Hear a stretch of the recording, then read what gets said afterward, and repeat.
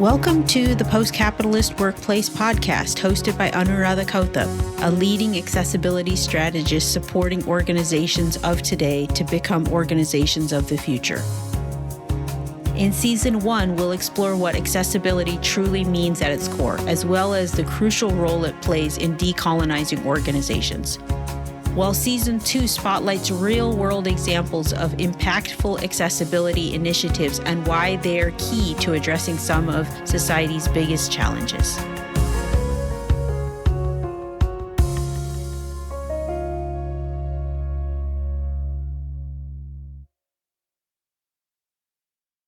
Hi, everyone.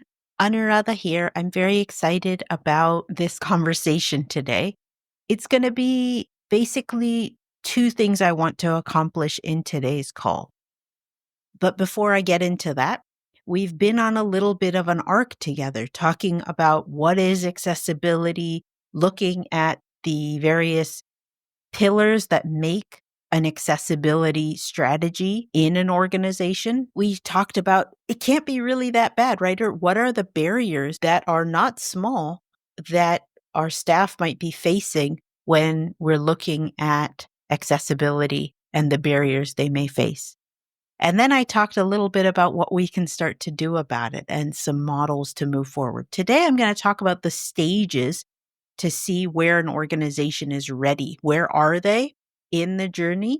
And what do some of those hallmarks look like? I'll probably write a longer form post on this at some point and link it back when I'm done.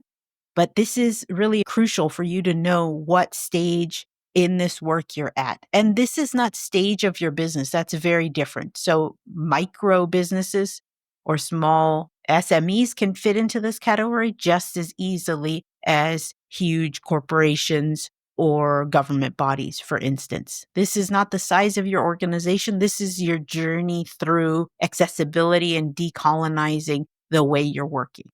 Basically your journey towards a post-capitalist workplace. Now, of course, every journey is going to be different and your own organization is going to flourish through that in a different way. And there's kind of exit points that I'll talk about through some of these stages. These are the kind of hallmarks that I've seen after doing this work for some time. And I also want to kind of share a case study from each of these stages and share how I supported these organizations. And some organizations have chosen not to keep going on the journey with me. That's perfectly okay. So before I get too stuck in the weeds, I want to come back here and make sure I stick to my time for each segment because I've got such bad time blindness sometimes, thanks ADHD brain. So I want to make sure I stay on task. All right, so the stage 1 business, what does that look like? This is often the most in recent history, what might have been the excitement and ready for action that we saw during the George Floyd protests that started in the summer of 2020. That movement was a really big opportunity. People might start feeling excited. They might have a few ideas. They will be following trends, be loud. They might be likely to get it wrong and might make missteps, right? And then we saw some of the ways that this developed. It might be making missteps and not having measured responses. It might be defensiveness. It might be kind of using this bandage approach to sticking a plaster on smaller issues that are going on and not being able to connect the dots to the wider issue. So this might look like the whole DEI effort is not coordinated, that accessibility might address the things that are easy to fix, but the more complex issues and root causes might not be addressed at this stage. And it's generally because one individual or a small group of individuals within an organization got really excited, right? So you could probably recognize where you were in that journey to have that. Oftentimes at this stage, we don't have budget, time, resources to develop this, that it's really wise to invest what resources you do have in getting through that learning curve as fast as possible, helping you course correct. And the things that I see as the most valuable to invest in is that kind of support or mentoring journey, making regular time and action and spaces for learning that will limit causing harm, and having a complaints process or feedback channel. This is where you build the muscle of listening.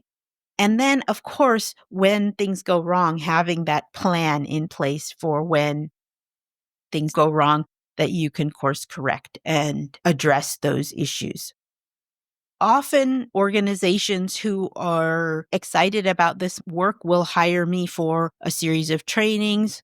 They might be looking for a one-off consultation, or they might hire me to mentor. In this case, I'm going to be speaking about a tech founder, tech startup in the UK. And this individual has worked with me for over a year, probably longer.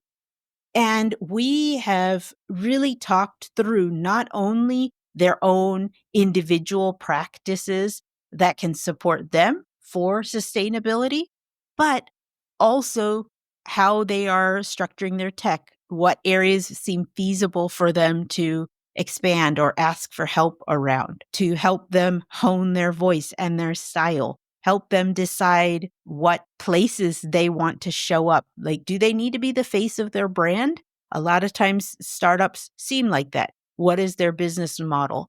And how does this have to do with accessibility? At the early stages, we need to set the business up for success. So besides what I just spoke about in this stage one journey, other things that we need to think about is that sustainability piece. We are often seeing founders exploiting themselves in this phase, setting things up where they are overworked. And we need that support. And the other piece of this when I'm working within organizations is to start the ball rolling with conversations, with having trainings, that people have been vocal and they might not have everything they want, but that longing to have these conversations starts to break that conversation open, and it helps. People like myself can come in and facilitate these discussions. It's kind of like a dam breaking in a way, that there's been a lot of tension and there's a space to talk about it finally. All right, moving on to stage two. The stage two is where we are thinking about an organization, thinking about they need a quick win. They are starting to build a business case. They can start to see the gaps. And we're moving beyond the superficial learning and like learning some key vocabulary words or learning some basic good practices around accessibility. This is where you do the deeper learning, especially around the practices that personalize this to your business or your industry or to your country. It's building your network, professional network, not just internal to your organization, but externally. So this can be locally, this can be within your country, and this could even be globally. Building those networks, because we're not going to figure this out all on our own. This is where we might start going to conferences. We might starting to listen wider to funders, to board members, to other stakeholders. We are trying to share information and learn practice. We need help possibly at that stage. And at that stage, I often see organizations that we know there's deeper problems, but we may not be able to name them or see them. We cannot establish this accessibility at a wider scale, meaning, while we had a little bit of help we can see in the one area, but we're having trouble pivoting that to all areas. That there is beginnings of a proper defined issue and the process of creating a joined up solution. So it supports everyone through the organization from top to bottom. So if we were looking just at the recruitment area, this means we're willing to now take what we learned in a more equitable funding process or recruitment process, and we are expanding that to the whole rest of the organization. This might look like temporary solutions, and we want to pivot them to more long-term sustainable change. And this is a great place to start with an audit. I've done a number of audits in the last few months, and one of my clients that was a stage two when we started last year is a community food bank and advice service that's based in London. They are serving their area in Northwest London. And in doing that work, they needed help with an audit. The audit showed so many things that happened. First, we started the dialogue, that there was already ongoing dialogue that came to a head even more through global events. Specifically, here I'm talking about the genocide in Palestine. That conversation was rocking the organization, as it has done many organizations. And since many of the people they were serving were people seeking asylum or Muslim, that this was impacting people on the ground, their guests, in a massive way. And we might see these things happening, and global events spark even more tension that was already there. And this organization bravely asked for some support. So we conducted some listening sessions and focus groups, and we completed a really thorough audit, bringing in that every single member of this really growing organization had a chance to feed back in a number of channels. So everyone's voice was heard. We put together a really detailed audit that they then took on board and have started to implement parts of phase 1 together. So here they are seeing this, and they didn't necessarily have a vision, but some of the provocation work we did helped them see, oh, I want it to look like this. I have a partner here. This organization can help us have this conversation here. So they were better using the resources available to them. They were pivoting. So accessibility became really easy. And it wasn't just, here's an accessibility plan that I'm going to give to every other organization. No, I really tailored it to them because they're a organization that is frontline in so many ways. And they're doing a lot of caregiving work. So caregiver burnout, and as many first responders feel this fatigue. So I really wanted them to stop overworking, because that makes it very difficult for them to continue at that cadence. And you wouldn't think, oh, how is burnout? How is that related to accessibility? But it directly is. When people are over capacity, there's no space for new emergencies and emergent situations, or rising up to meet new challenges, or even creating your own stories, or time to capture your own work in a bigger way. There isn't time for that.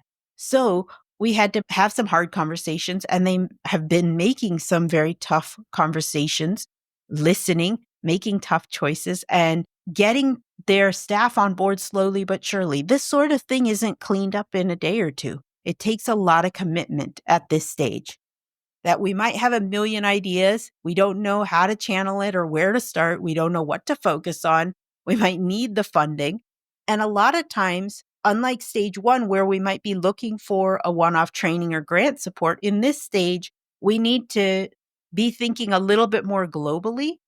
So that might be the idea of creating a listening space and creating space for staff-wide or organization-wide training and engagement. Without an audit, though, it's really hard to see what you don't know, right? To see the gaps, see where there's inconsistencies in your vision and the accessibility plan you would like to be following. There might be gaps. There might be places where these don't meet up yet, that they are inaccurate. And as a result, you might be having trouble with burnout or lack of funding, or having to scramble, meaning some people are so busy there isn't time to do the strategic work necessary. And that's where you invest. And a lot of times this audit process that I take organizations through is 30 days where we hyper focus on this idea. They are left with the report, and then they can decide what directions to take as an organization. There's times where I've worked with organizations past that, and then there's times where I've delivered the audit. And, in stage 1, we might get super excited and then exit out, like burn ourselves out. We might make a mistake, or we might get flagged up by the Charity Commission for whatever reason, and then we leave it, right? but we haven't actually solved it. In stage 2, where we might be seeing exits happening, is because we're not prepared to do the work in a way, or that we have seen that just how deep some of these issues go, and that the quick fix we were thinking isn't going to be enough. So often at stage 2, people might lose momentum if they are not continuing to build on this and they don't have the support and expertise on their side. This is why I really insist on personalized strategies that make sense for your group, and then taking the time to work with these strategies and make them our own, right? So it's kind of like when you buy clothing. I'm a short person. So nearly every one of my trousers has to be taken up at the legs of the trousers. So the clothing might fit, but it's more tailored for us. And this sort of tailoring makes a big difference, right? It makes it more likely for us to wear the item of clothing. So in this case, our organization has to take this strategy and apply it to our own unique circumstances. So whatever support you get at stage 2 really needs to speak to that. And not just speak to where you are now, but speak to where you want to grow into. That is a big one. So that visioning part and holding very tightly to the vision and where you're going to grow makes a big difference. Then we move into stage 3. This is where you have more buy-in from leadership, more consistent funding. So that means a lot of organizations that work with me that are in stage 3 have some regular budget, or they have secured grant money for smaller projects that will stem from this vision work, meaning, oh, we've listened, we know we need this, we've acquired funding for these 3 projects this year. Like, we want to make our website accessible. And at the time of recording this, there are some massive changes coming through EU directives right now around accessible websites, which will probably percolate out to the rest of the world. So we need to think about these things. That might be a great project. Where in stage 2, you would have started to get buy-in from your stakeholders, done the deeper research, and looked at your gap analysis and the opportunities.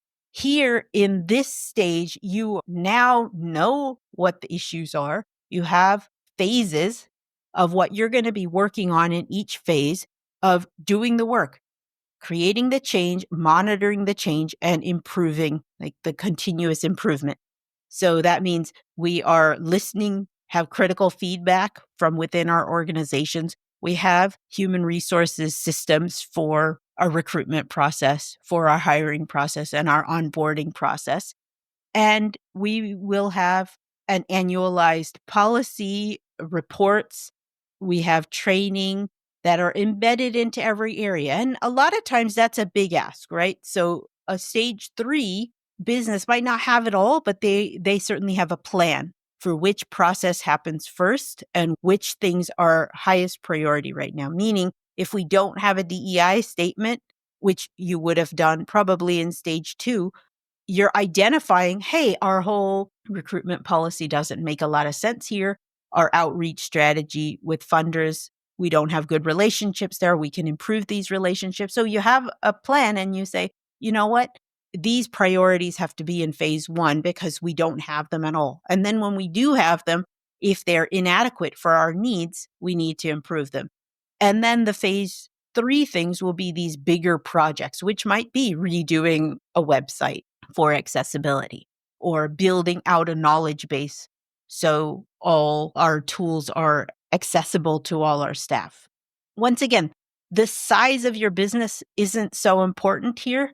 These specifics will be different for each organization, but you have the right tools and you have the support to do this. You have some in-house team and you have some external support, and that might be contractors who come in to build specific pieces and help you co-create them within your organization or evaluate certain things. And it's very much an evidence-based solution. So for this very short case study, I worked with the state in the southwest of the United States on 3 phases of a project. The first phase, we basically had already figured out what was needed, and they needed contractors to come in to build very specific pieces of this. They use family leaders who, as part of this project, the government had identified a need for working with families and young children. So they developed a new department of early childhood. On the back of that, they realized these family leaders were lived experience experts who worked with children, were caregiving in some role, and had worked with teachers or other maternal health professionals in some capacity. So they had been through the system, and they were very instrumental in creating change, supporting policy, giving feedback on various tools and programs across the state. However, as many of these projects show, they weren't equitably being paid. It was a little bit more of a difficult challenge for the individuals doing this work to be compensated. So in phase one, I was able to help write a proposal to the state legislature to secure the funding and to streamline some of the ways the funding was able to come through. The second phase was writing a best practices document so that other people who were lived experience experts across the state could use this same rubric to help them get the funding that they might need to make sure that people sharing their lived experience is very valuable and they should be compensated for that. And then the third phase was we built some trainings, one for the family leaders and one for professionals working with the family leaders, i.e., maternal health professionals. When they are working with these family leaders, they don't just exploit, right? That there is an aftercare plan in place, that we're understanding that this could trigger some nervous system responses, that these are the skills and the information they need to have to support themselves. That was a really important piece of work.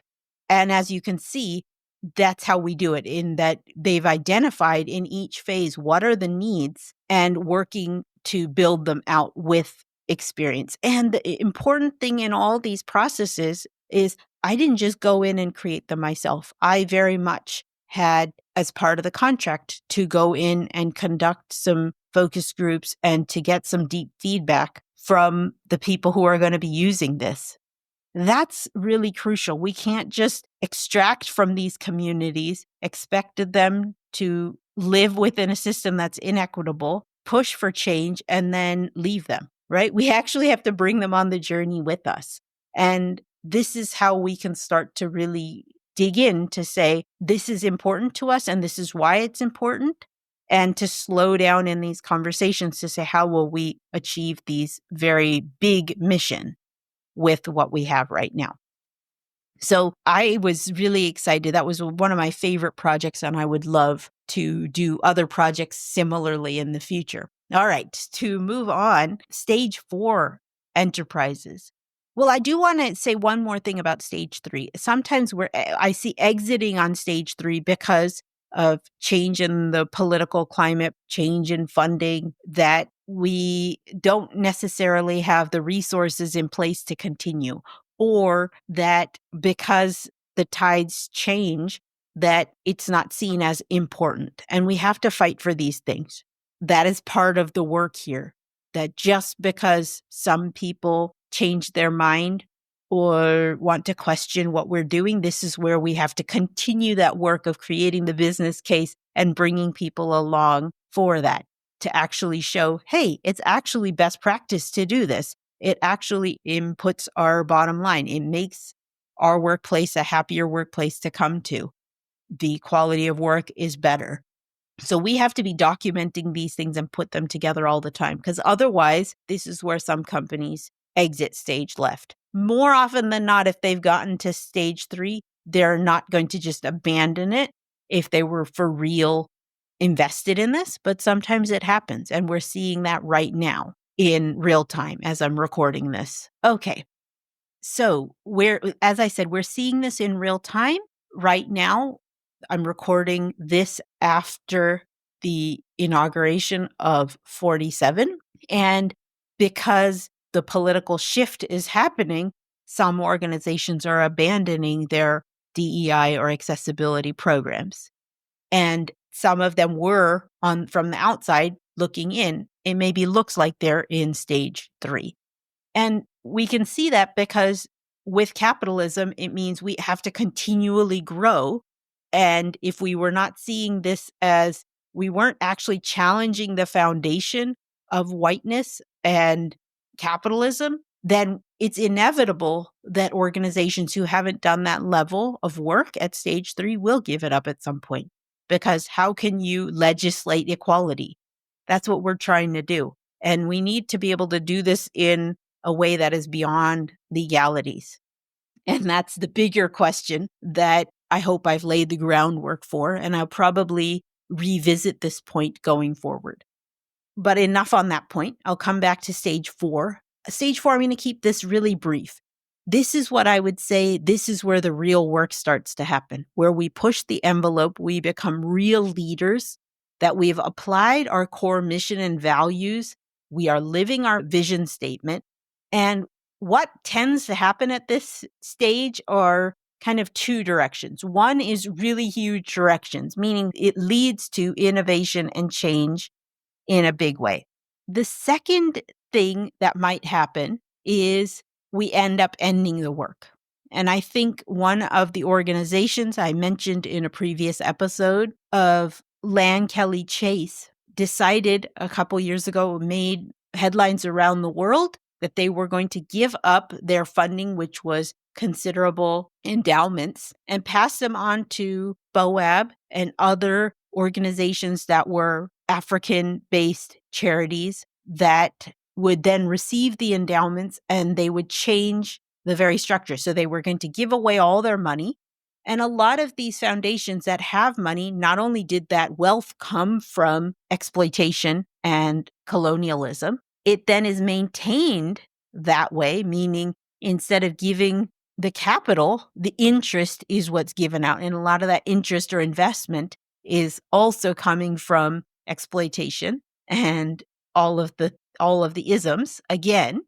So they are doing a lot of harm in this. So they decided their path was to wind up and give away these endowments and put them in different hands. Let other organizations steward and change how the money was stewarded. That is pretty powerful stuff. We might actually have to look at the root of our business and decide, does my organization even need to exist at this level? And this is also the level where, do we all need to work at all? And I don't think everyone is ready to have those conversations, but I'm certainly here to have those conversations, because a post-capitalist workplace in this day and age could look like universal basic income or working 4-day work weeks. When we've continued to do this dismantling work, it might look like we don't have to work that much at all. And the community fun things that we have always dreamed of doing and contributing to society through a number of community type projects might be sufficient in the future. And I'm holding out that vision for what a post-capitalist workplace looks like. So stage 4, we don't have a lot of examples in real time. And I certainly haven't worked with organizations at that level ready to have them in a big way. So a lot of times these discussions are happening in my Sowing Post-Capitalist Seeds course and one-to-one conversations more than anywhere, or visioning kinds of conversations with other leaders and founders and change makers. The key things that we need to think about in this stage is, where are we going to invest? What is the longer term? What is the outlook of our organization? And when we come to the logical conclusion of our work, what does that mean? For me, I often think about Hindu girls that don't have access to education and support in India. So when those girls have been able to contribute in society in a meaningful way and feel supported by their community, is my work necessary? This is one of the end points that I think about personally. So think about what your end goals might look like for long term and check in periodically. So hopefully you've seen the different stages. You've seen yourself and your organization in one of these stages. Feel free to email me if you know where you are, and share this with an organization that you think might benefit from this conversation. Just the last thing to wrap up is it would be awesome to have your feedback. So you're welcome to send me an email. And if you like the content I'm producing, support me over on Buy Me a Coffee. It goes a long way to helping me and Craig, the producer of this podcast. Given another shout out to Craig Burgess of One Stop Podcast. It helps us do this work and keep going. I love to hear from you. Thanks so much for tuning in today. And I'll catch you in the next episode where we're going to be talking about, from the consumer point of view, what we need to do to become accessible. That there are way more boundaries and barriers that make it difficult for them to work with us and shop with us, and how we can reduce some of those barriers. So that's going to be in the next episode. It'll be another two-parter. One episode where I talk about the barriers and one episode where I talk about some good practices that may be what we can focus on to remove these barriers. All right, thanks again, and I'll see you soon. Thank you for joining me on today's episode. Let's connect and continue the discussion on our website.